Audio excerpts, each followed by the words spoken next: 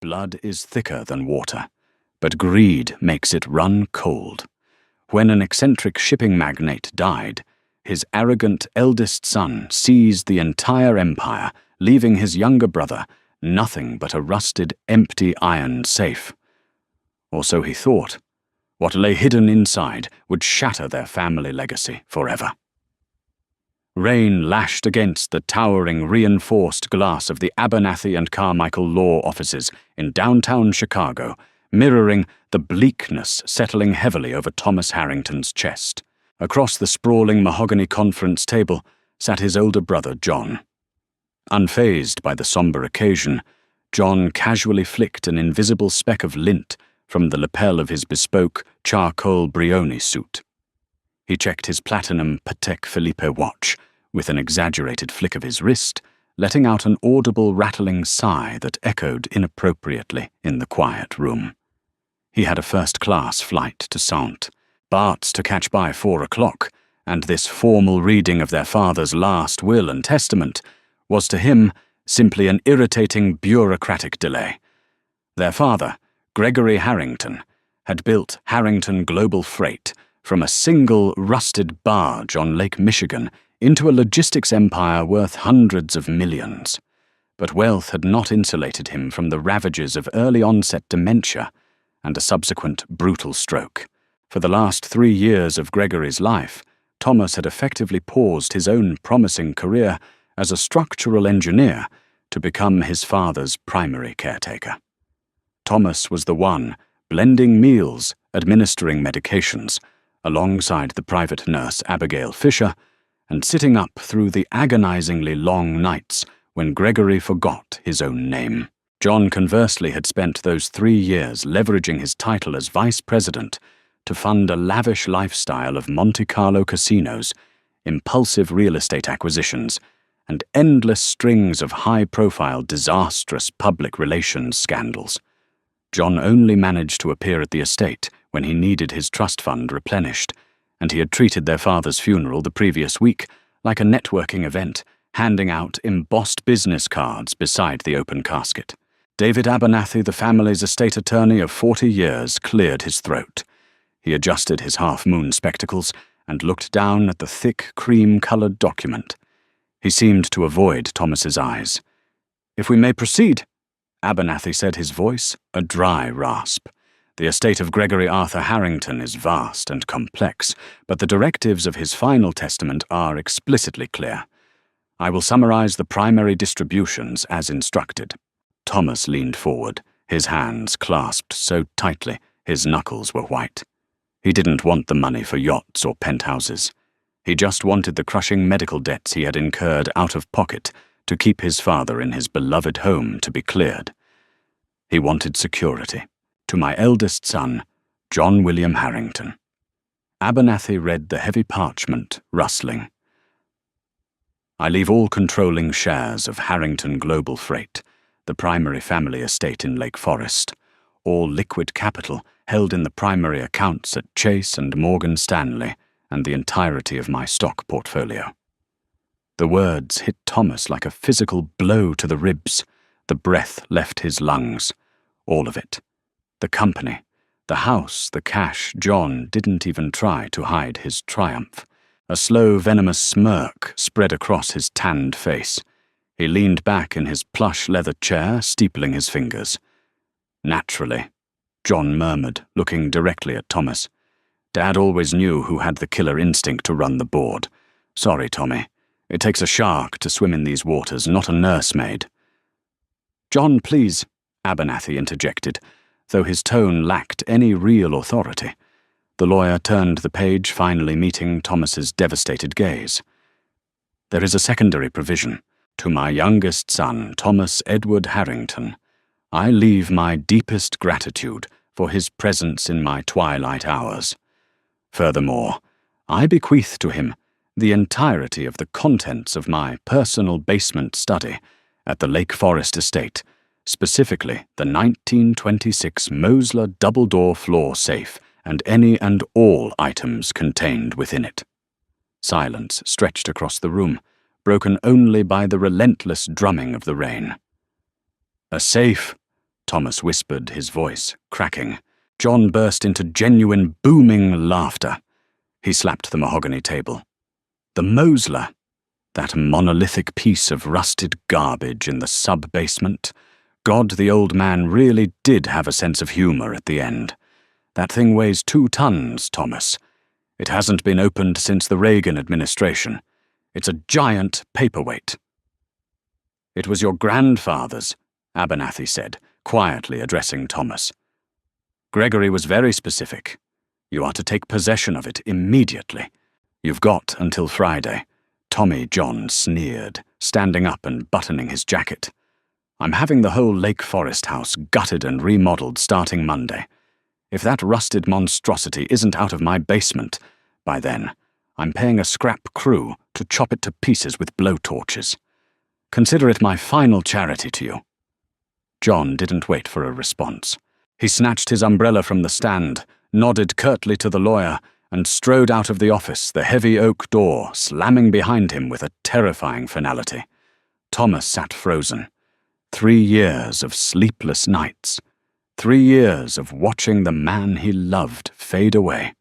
And his reward, while his arrogant brother walked away with $250 million, was a rusted iron box. He felt a sickening mix of profound grief and boiling anger.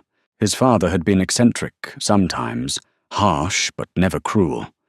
Why would he humiliate Thomas like this? Abernathy slid a small sealed manila envelope across the table. This contains the combination, Thomas. I am truly sorry. Gregory's mind was slipping toward the end. I tried to counsel him against amending the will this way, but he was adamant. He drafted this final version himself. Thomas took the envelope, the paper feeling heavy as lead in his hands. He didn't say a word. He just stood, turned up the collar of his worn trench coat, and walked out into the freezing Chicago storm. 2 days later, Thomas stood shivering in the unheated, poorly lit confines of a cheap rented garage unit in the industrial district of Pilsen. The air smelled of motor oil and damp concrete. Getting the safe here had nearly bankrupted his remaining checking account. He had to hire a specialized heavy rigging crew, 2 massive men, named Hector and Vince, who used a reinforced hydraulic lift and a steel dolly to extract the 1,500-pound iron beast from the Lake Forest estate. John had actually stood at the top of the basement stairs, drinking a scotch, laughing as the movers struggled, shouting mock encouragement down at them. Now the 1926 Mosler safe sat in the center of the concrete floor like a dark, silent monument to Thomas's failure. It was an imposing piece of machinery standing 4 feet tall, constructed of forged steel and thick iron plating. The black enamel paint was chipping, revealing patches of rough orange rust. Heavy iron rivets lined the edges, and a massive brass combination dial sat dead center between the 2 heavy doors, tarnished green with age. Thomas pulled the manila envelope from his coat pocket. His fingers were numb from the cold, and his heart pounded with a desperate, pathetic sliver of hope. Maybe he thought, maybe there's a trust deed in here. Maybe a stack of bonds. Dad wouldn't leave me with nothing. He wouldn't let John take it all. He ripped the envelope open. A single slip of aged, yellowed paper fluttered out. Written in his father's shaky left-handed scrawl were 3 numbers, 42, 17, 88. Thomas knelt on the freezing concrete. He placed his hand on the cold brass dial. He took a deep breath, the vapor pluming in the frigid air. He spun the dial to the right, clearing the mechanism. Right to 42. The heavy internal tumblers clicked with a satisfying metallic thud. Left past 42, stopping at 17. Another heavy click. Right to 88. Thomas gripped the thick iron handle on the right door. He pressed his thumb against the latch release and pulled. The hinges screamed in protest, a harsh metal-on-metal shriek that echoed off the corrugated tin walls of the garage. The heavy door swung open, revealing the dark interior. Thomas reached into his pocket and clicked on a heavy-duty tactical flashlight, shining the bright LED beam into the cavernous space. He stopped breathing. It was empty. Thomas swept the beam frantically across the steel shelves, top shelf empty, save for a thick layer of grey dust. Middle shelf empty. Bottom compartment empty. There wasn't a single document, not a dollar bill, not even a family heirloom. It was a hollow, rusted void. "No!" Thomas choked out, dropping to his hands and knees. He shoved his entire torso into the safe, running his bare hands over the cold steel shelves, frantically searching for a hidden envelope, a false backing, anything. His hands came away coated in decades of black grime. He pulled himself out and sat back on his heels. The reality crashed over him like a tidal wave. It was a joke, a cruel, deliberate final punishment from a father whose mind had been corrupted by illness.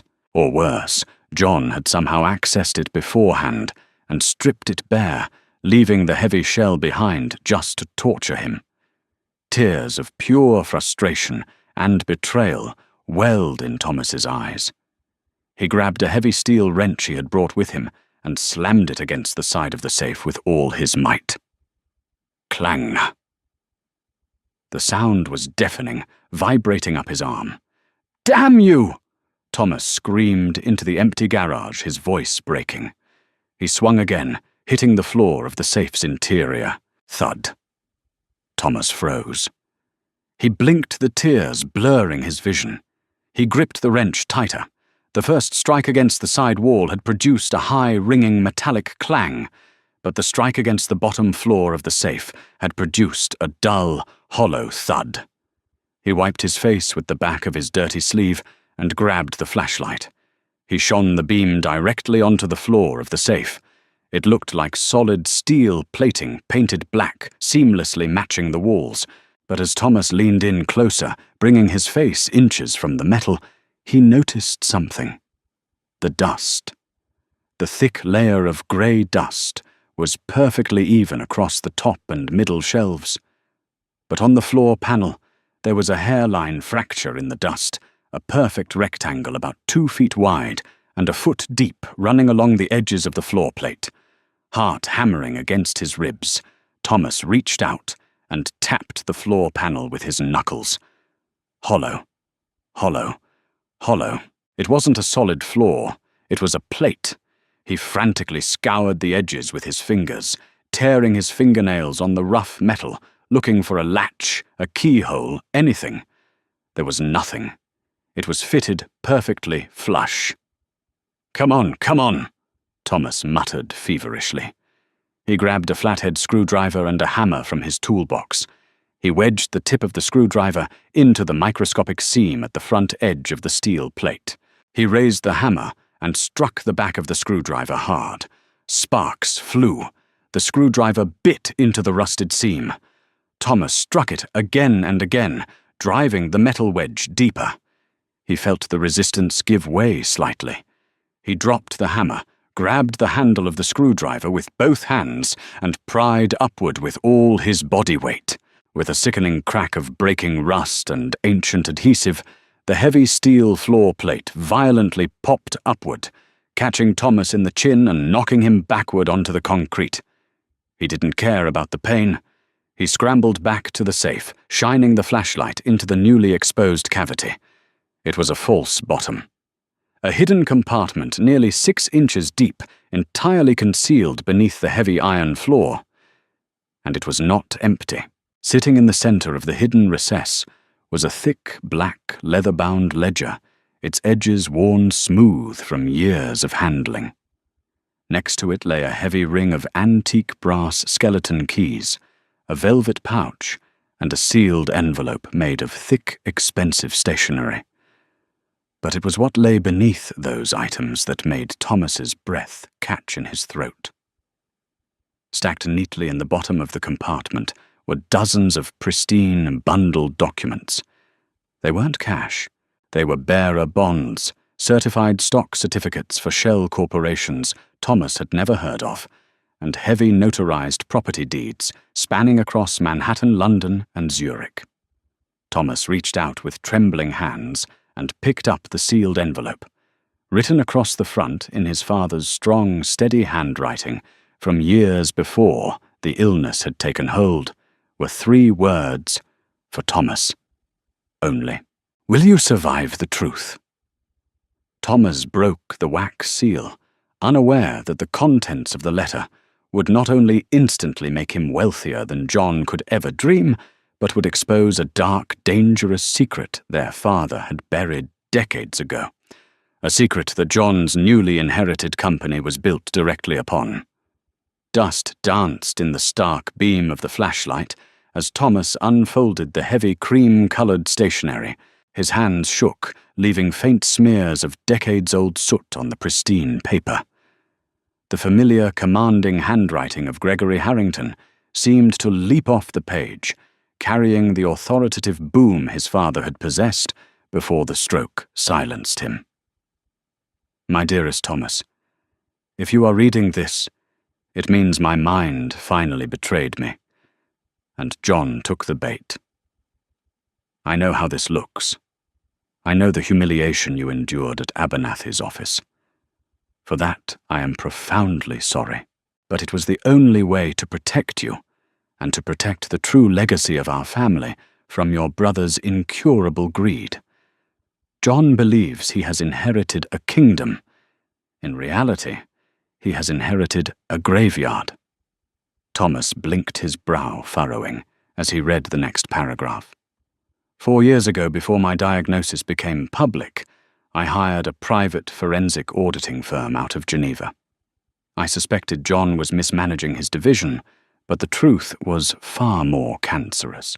Your brother has spent the last decade using Harrington Global Freight as collateral to fund his grotesque lifestyle.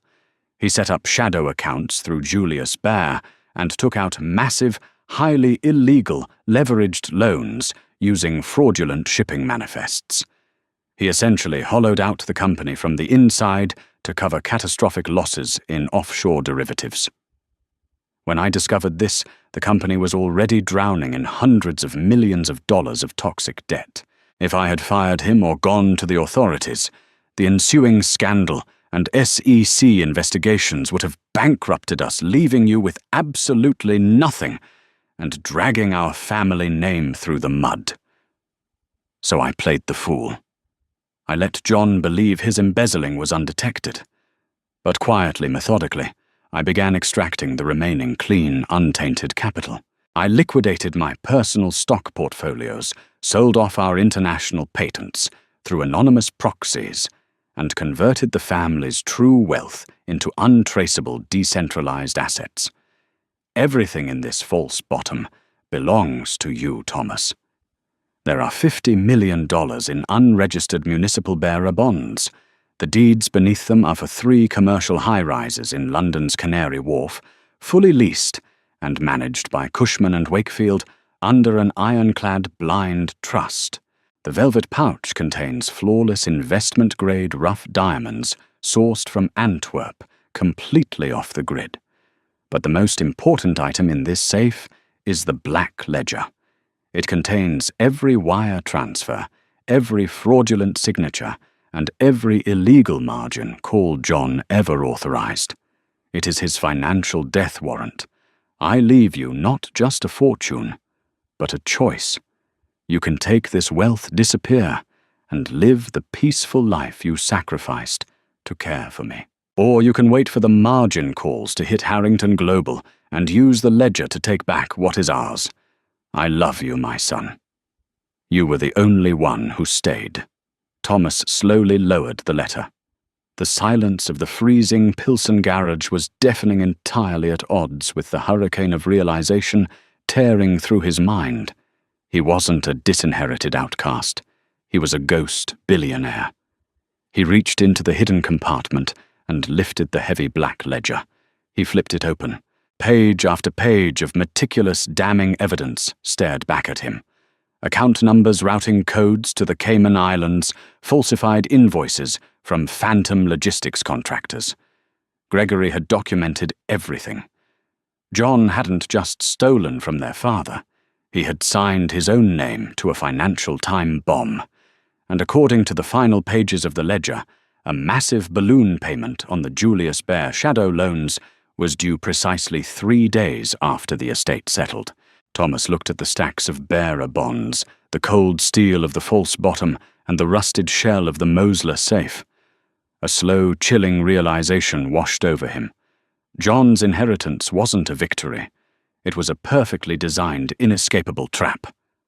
Carefully, Thomas packed the bonds, the deeds, the diamonds, and the ledger into a heavy canvas duffel bag he had brought for his tools. He zipped it shut.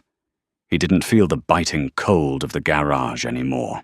The crushing weight of grief and betrayal that had suffocated him for days evaporated, replaced by a cold, surgical clarity. He pulled out his phone. He didn't call Abernathy. The old estate lawyer was either complicit or incredibly incompetent. Instead, Thomas searched for the premier corporate litigation firm in Chicago. He needed a shark. Sirens wailed in the distance as John Harrington stepped out of his chauffeured Maybach, adjusting his designer sunglasses against the harsh Tuesday morning sun. He had returned from St. Bart's prematurely deeply irritated. His platinum American Express card had been unceremoniously declined at a high-end marina, and his calls to the Harrington Global Accounting Department had gone straight to voicemail. He strode through the revolving glass doors of the corporate headquarters, expecting the usual flurry of deferential nods from the lobby staff. Instead, he found chaos. Men and women in austere grey suits were methodically moving through the ground floor, carrying cardboard bankers' boxes. 2 uniformed federal marshals stood by the elevator banks. "What the hell is going on here?" John barked, grabbing the arm of a passing junior analyst. "Who are these people?" "It's the SEC, mister." Harrington, the analyst, stammered, looking terrified. "And auditors from Deutsche Bank. They froze the primary accounts at 6 a.m. Something about a default on a heavily leveraged offshore margin. Calls a payroll bounced today." John's blood ran cold. The shadow accounts. But that was impossible. The old man was dead, the estate was settled, and John was supposed to have access to $70 million in liquid capital to cover those loans. He shoved past the marshals and took the private executive elevator to the top floor. He burst into the mahogany-paneled boardroom. Sitting at the head of the massive glass table, casually sipping a cup of black coffee, was Thomas. Standing behind Thomas was a formidable woman in a sharply tailored navy suit, Helen Rostova, a senior partner at Chicago's most ruthless corporate defense firm. "Thomas." John hissed his face, flushing with a mixture of confusion and sudden blinding rage. "What are you doing in my building? Get the hell out of my chair." "It's not your building anymore." "John," Thomas said, his voice terrifyingly calm. He didn't raise his voice. He didn't need to. And according to the creditors currently tearing apart the accounting department, downstairs you don't even own the chair. John marched toward the table, slamming his fists on the glass. "I am the sole controlling shareholder. Dad left me everything. Once the estate liquidates those Chase accounts, I'm clearing this up and having you arrested for trespassing." "There is no money in the Chase accounts, John," Thomas replied, leaning back. "Dad emptied them over the last 3 years. He funneled it all into offshore bearer bonds, unlisted real estate, and diamonds. He moved the real wealth out the back door while you were busy taking out illegal loans against a hollowed-out company." John froze. The arrogant sneer vanished, replaced by a sickly, pale dread. "You're lying. The will—" "The will gave you the company," Thomas interrupted, sliding a thick file folder across the glass table. "A company that is currently $300 million in debt. Dad knew you were embezzling, John. He knew about the Julius Baer accounts. He knew you were sinking the ship, so he handed you the wheel and took all the lifeboats." John's hands trembled as he opened the file. Inside were photocopies of the black leather ledger, his own forged signatures. the illegal wire transfers, proof of every crime he had committed over the last decade. "Where did you get this?" John choked out his knees, buckling slightly. He slumped into a chair, the designer suit suddenly looking too big for him. "In the rusted piece of garbage in the sub-basement." Thomas said, his eyes hard and unforgiving. "Dad left me the safe. He knew you wouldn't bother to check it properly, because you were too arrogant. You thought it was an insult. It was actually the entire Harrington fortune, legally and cleanly separated from this sinking ship." Helen Rostova stepped forward, placing a single pristine contract on the table in front of John. "The SEC is downstairs," Helen said crisply. "They are about to discover the extent of your fraud. You face roughly 20 years in federal prison. However, my client is offering you a singular act of grace." John stared at the contract, his breathing shallow and erratic. "What is this? It's a complete surrender of your remaining equity, your title and your rights to the Lake Forest estate," Thomas said. "You will sign it all over to a new holding company which I control. In exchange, I will use my private capital to quietly pay off the Julius Baer debt before the SEC realizes the extent of the shadow accounts. The criminal investigation goes away. The company quietly restructuring debt is a bad PR day, but it's not a federal crime." "You want me to walk away with nothing?" John whispered, tears of sheer panic welling in his eyes. "You already have nothing," Thomas corrected him. "You have toxic debt and a prison sentence. I am offering you your freedom. You keep the clothes on your back, you walk out of this building, and you never contact me again." John looked at his younger brother. He searched Thomas's face for any sign of hesitation, any remnant of the soft, compliant caretaker he had mocked just days prior. But there was only the cold, unyielding steel of a man who had survived the ultimate betrayal and emerged victorious. With a shaking hand, John picked up the Mont Blanc pen from the table. He signed his name on the dotted line, effectively erasing himself from the empire his father built. He stood up, avoiding Thomas's gaze, and walked out of the boardroom a broken man. Thomas stood and walked to the floor-to-ceiling windows, looking down at the bustling streets of Chicago. The rain had finally stopped, and the morning sun reflected brilliantly off the skyscrapers. His father's legacy was safe. The debts would be cleared, the company rebuilt the right way, and the true fortune secured. The Mosler safe had indeed been empty on the surface, but it had held exactly what Thomas needed, the leverage to claim his destiny. If you loved this story of ultimate revenge and hidden family secrets, smash that like button. Right now, don't forget to share this dramatic twist with your friends, and let us know in the comments what you would have done with the safe subscribe to the channel and hit the notification bell so you never miss out on our thrilling real-life storytelling videos. We drop new incredible dramas every single week.